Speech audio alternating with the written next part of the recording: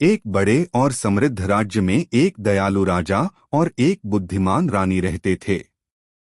राजा स्वभाव से अच्छे थे, लेकिन वे अक्सर बिना पूरी बात समझे जल्दबाजी में फैसले ले लेते थे। वहीं रानी हर परिस्थिति को धैर्य से समझकर सही सलाह देती थीं। एक दिन राज्य में भयंकर अकाल पड़ गया। खेत सूख गए, अनाज खत्म होने लगा और लोग भूख से परेशान हो गए। यह देखकर राजा घबरा गए और तुरंत पड़ोसी राज्य पर हमला करने की तैयारी करने लगे ताकि वहां से अनाज छीन सकें। तभी रानी ने राजा को रोका और शांत स्वर में कहा, महाराज, जीत तलवार से नहीं, समझदारी से होती है। रानी की बात सुनकर राजा कुछ देर रुके। फिर रानी ने स्वयं पड़ोसी राज्य के राजा से मिलने का निर्णय लिया।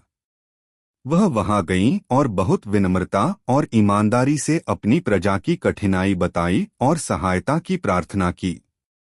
रानी की सच्चाई और नम्रता देखकर पड़ोसी राज्य का राजा बहुत प्रभावित हुआ।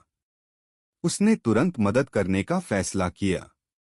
जल्द ही दोनों राज्यों के बीच अनाज बांटा जाने लगा। लोगों के चेहरे पर फिर से खुशी लौट आई। बिना किसी युद्ध और खून खराबे के राज्य बच गया। इस घटना के बाद राजा को अपनी गलती का एहसास हुआ। उन्होंने समझ लिया कि असली जीत ताकत में नहीं, बल्कि बुद्धि और दया में होती है।